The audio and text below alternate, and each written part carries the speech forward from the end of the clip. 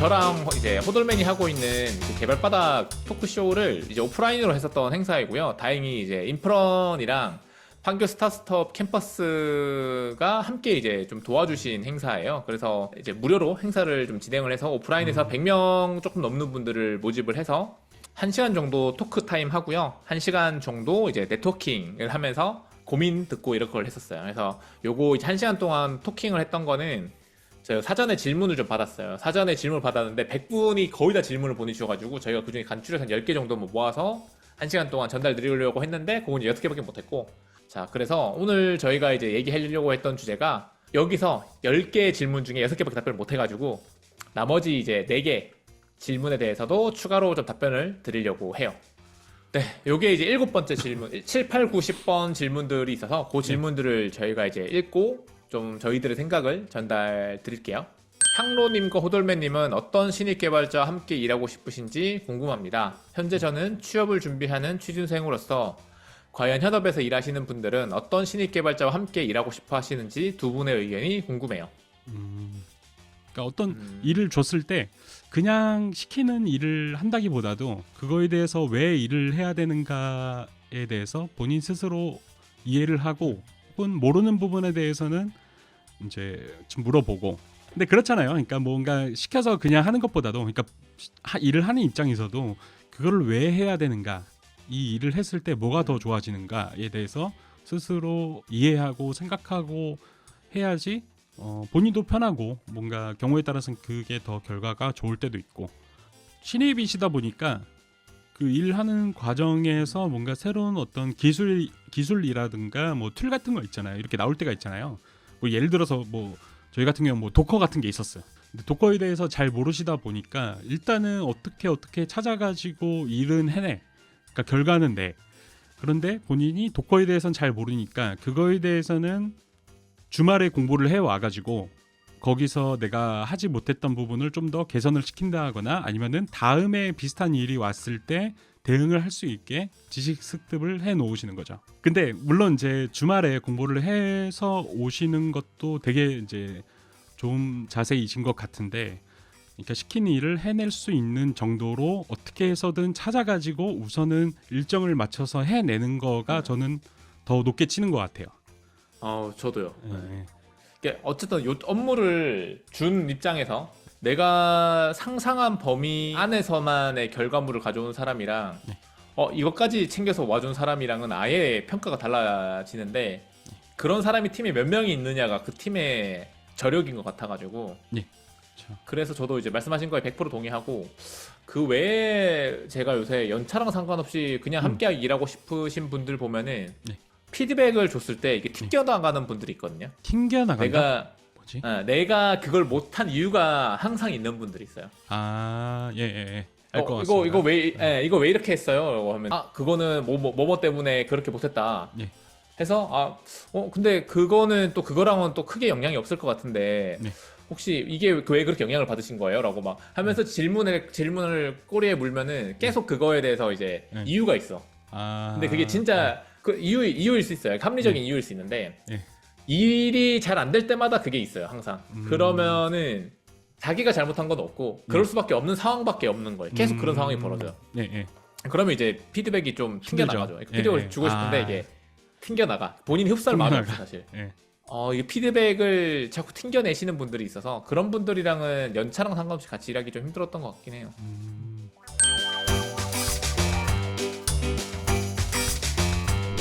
소통과 관련된 이야기인 것 같고요.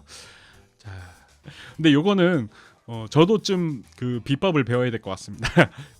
왜 호들면 설명 잘하잖아요. 이게 들었을 때, 그러니까 저도 요즘이 아니라 저 예전부터 저도 이거에 대해서 되게 많이 고민하고 있는 부분이고요. 저도 이거 되게 부족하다고 스스로 생각을 하고 있기 때문에 이 질문을 들었을 때 어떻게 답변을 드려야 될지 진짜 많이 고민했어요. 근데 향로님께서는 그런 커뮤니케이션이나 이런 부분에 대해서 제가 옆에서 동료로 봤을 때는 되게 또 잘 하시는 것 같아가지고, 그래가지고 좀 저도 좀 도움이 됐으면 좋겠다. 향로님 답변하시는 거 보고.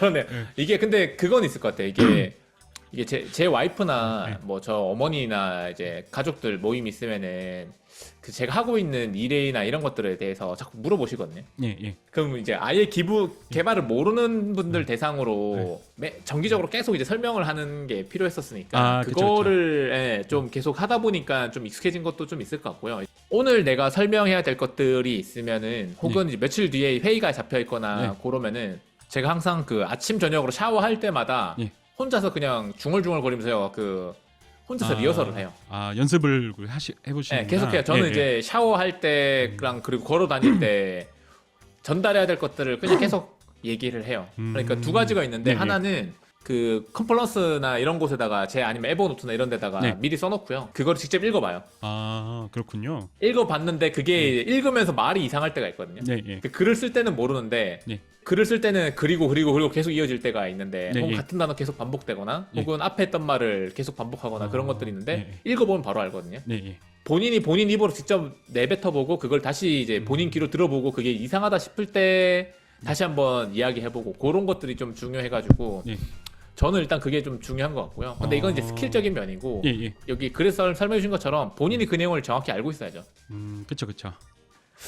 맞아요. 아, 그래서 예.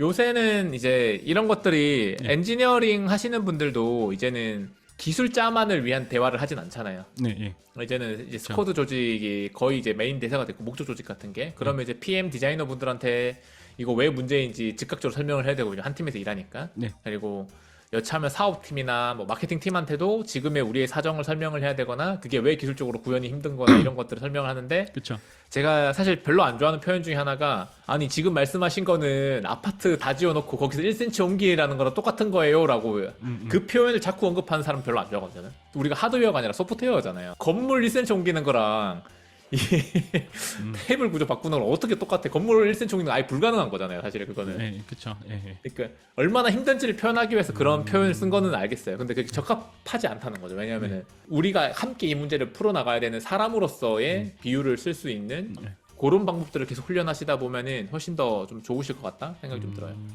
이게 되게 어렸을 때부터 저는 느꼈던 거예요. 사실 이게 사회생활하면서 있었던 문제는 아니고 여러분들이 지금 이 유튜브로 보시는 분들은 지금 저에 대해서 어떻게 생각하실지 모르겠는데 제가 일단 성격이 진짜 급합니다.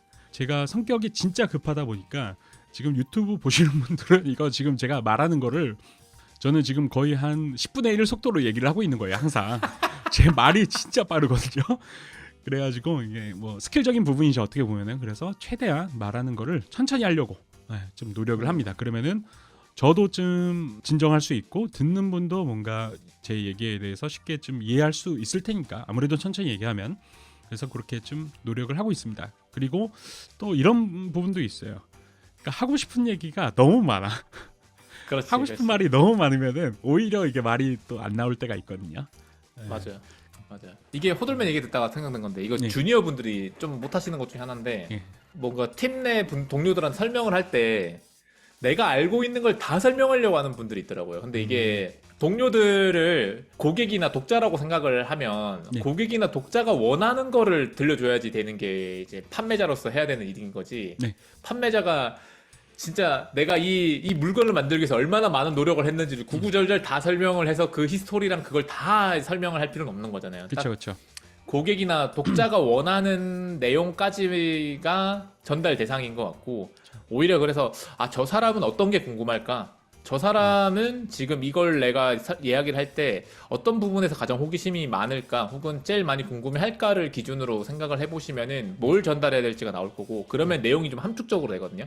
압축이 되니까 그러면은 더 횡설수설하지 않을 거예요. 전달해야 될 거는 그 듣는 사람이 듣고 싶어하는 거 혹은 궁금해하는 거 그거라고 생각을 해주시면 좋을 것 같아요.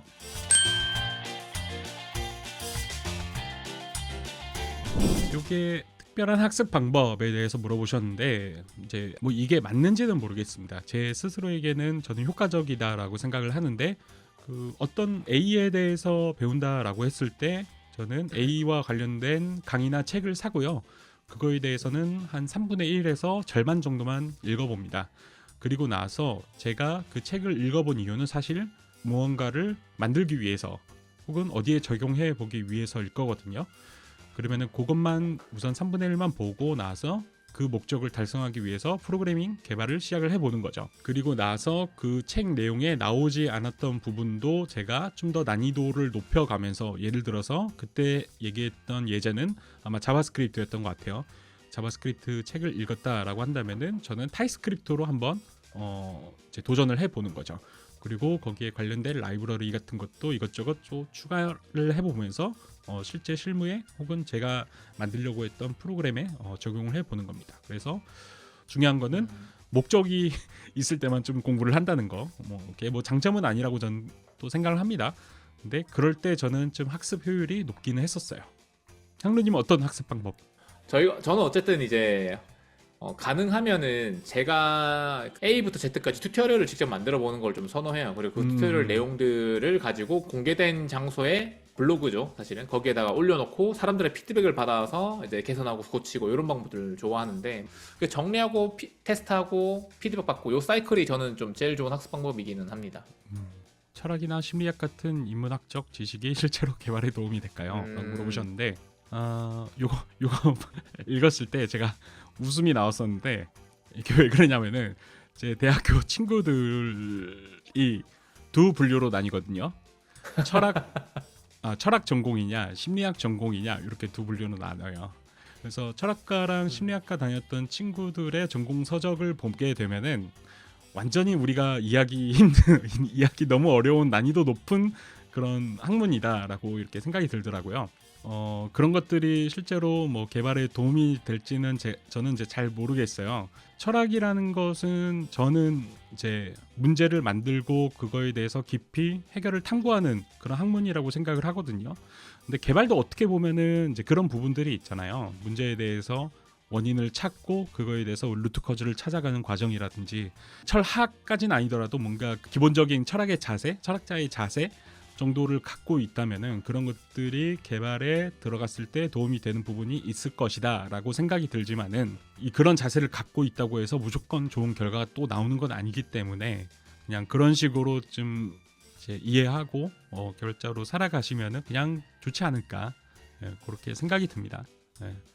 기술과 인문학을 접목하는 이야기를 요즘 많이 듣는다고 하는데, 사실 이 이야기는 스티브 잡스가 아이폰 맨 처음 냈을 때 그때부터 나왔던 얘기예요. 사실 요즘 이야기가 아니라, 그러니까 아이폰의 서체부터 시작해서 뭐 왜 스티브 잡스는 대학교를 중퇴를 했지만 뭐 인문학 과목을 대학교 때 들으러 다녔냐, 뭐 이런 거부터 시작해가지고 한 십몇 년 전부터 있었던 얘기예요. 그래서 사실은 이제 요즘 이야기는 아니고요. 하드 스킬에는 좀 크게 관여하지 않는 학문에 대해서 그게 꼭 개발에 도움이 될까요? 라는 질문을 한다고 하면은, 저는 이제 인문학을 되게 좋아하는 편이긴 해요. 인문학 책도 좀 많이 보는 편이고, 제가 좀 더 건강하게 살아가는 데 있어서 되게 도움이 되다 보니까 더 근간에 있다고 좀 보는 편이기는 해요, 저는. 그러니까 예를 들면 식단 관리를 하면 개발에 도움이 될까요? 정기적으로 운동을 하면 개발에 도움이 될까요? 라고 했을 때 얘가 직접적으로 개발 스킬을 높이는 데 도움이 되지는 않잖아요. 그쵸? 다만 정기적으로 운동을 하고 정기적으로 식단 관리를, 좋은 식단을 먹고 하면은 더 건강해지고 신체적으로, 그러면은 내가 더 건강하게 일을 할 수 있고, 그러면 더 합리적인 결정을 내릴 수 있고, 왜냐면 지친 상태에서 내리는, 혹은 매일매일 피곤에 찌어들어 있는 상태에서 내리는 결정이나 구현이 건강하고 항상 컨디션이 좋을 때 내리는 구현보다 훨씬 낫잖아요. 근데 그쵸. 당장에 내가 알고 있는 개발 지식을 늘리는 과정은 아니겠지만, 장기적으로 롱런하고, 그리고 내가 행복한 삶을 사는 데 있어서 여러 가지 요소들 중에 하나가 내가 하고 있는 이 업인 거고, 그리고 또 다른 옆면에서는 뭐 체력 관리, 정신 건강 관리, 뭐 인문학 이런 것들이 있는 거다 보니까 그 개발의 서브 옵션이 아닌 거죠. 제가 봤을 때는. 네. 인문학을 조금 뭐 학문으로 접근하는 게 아니라 정말로 여러 가지 그냥 교양 서적처럼 바라보고 이걸 익히고 나면은, 저 사람은 왜 저런 생각을 했을까? 내가 저 사람의 입장이라면은 어떤 기분이었을까? 저 사람이 왜 저렇게 화를 냈을까?처럼 상대를 더 이해하게 되거든요. 이런 것들, 그냥 뭐 개발 외적으로 필요한 교양들 를 많이 배우시면 배우실수록 그 직접적인 건 아니지만 분명히 일을 더 잘하실 거고, 더 주변 사람들의 인정을 많이 받으실 거라고 저는 좀 생각을 합니다. 네. 그리고 번아웃도 심하고 스트레스도 많을 텐데 어떻게 관리하시는지. 저는 사실은 그 번아웃도 심하다는 게 네.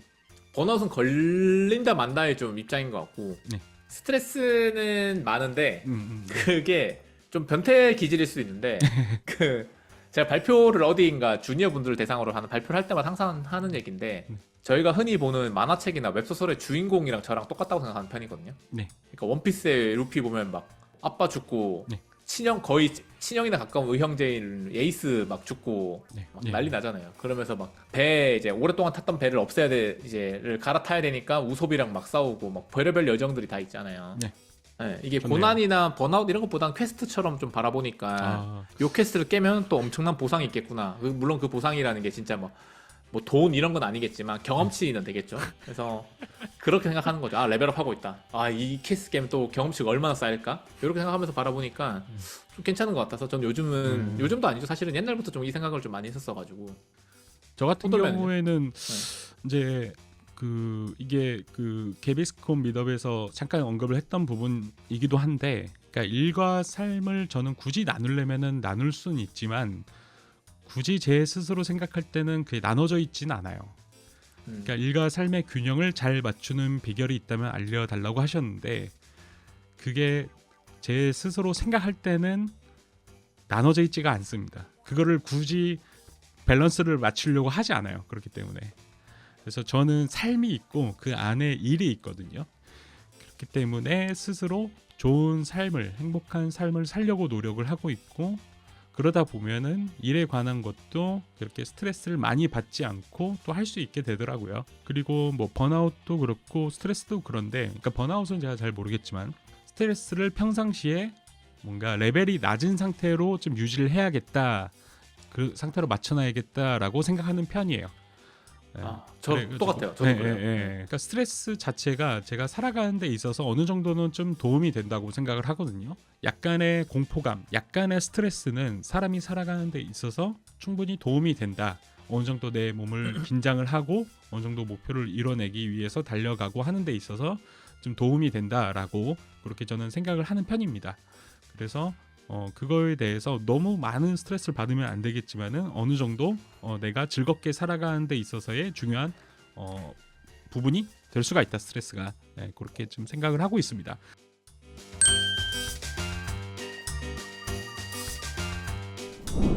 자, 이제 잘하는 개발자. 요 마지막 질문이에요, 여러분. 요- 잘하는 개발자. 예, 예. 이거를 제가 뽑았던 것 같기도 하고요. 근데 그 이유가 잘이라는 게 과연 무엇일까를 스스로 한번 생각해 보시면은 좋지 않을까 해가지고 저는 요 질문을 좀 뽑았었던 것 같고, 그러니까 뭐 실력은 되게 좋은 개발자예요. 실력은 엄청 뛰어난 사람인데 어느 조직에 딱 들어갔을 때 성과를 못 내는 사람일 수도 있어요, 사람이. 근데 한편 실력은, 개발 실력 스킬 자체는 좀 별로야. 약간 좀 떨어지지만 어떤 조직에 들어갔을 때 굉장한 팔로워십을 발휘를 해가지고 그 조직이 성공을 만들어 가는데 큰 기여를 할 수 있는 사람도 있어요. 실제로 저는 둘 다 경험을 했던 것 같아요. 이 질문을 하신 분은 지금 어디에 속해 계실까요? 개인으로서 잘 하시는 거를 바라는 걸까요? 아니면은 회사 내에서 조직의 구성원으로서 잘 하시는 거를 바라는 걸까요? 그래서 그거에 따라서 뭐 회사가 주어진 임무를 잘 하느냐, 혹은 회사가 겪고 있는 어떤 문제에 대해서 슈퍼 솔루션을 제공해서 해결을 하는 사람이냐, 혹은 개인이 어떤 특별한 소프트웨어를 만들어서 세상에 좋은 영향력을 끼치는 사람이냐, 그거에 따라서 그때그때마다 좀 달라질 수 있을 것 같다 라는 생각을 하게 되었습니다. 사실 호돌맨이 한 답변이 이 질문자가 원하는 답변은 아니잖아요. 그렇죠. 네.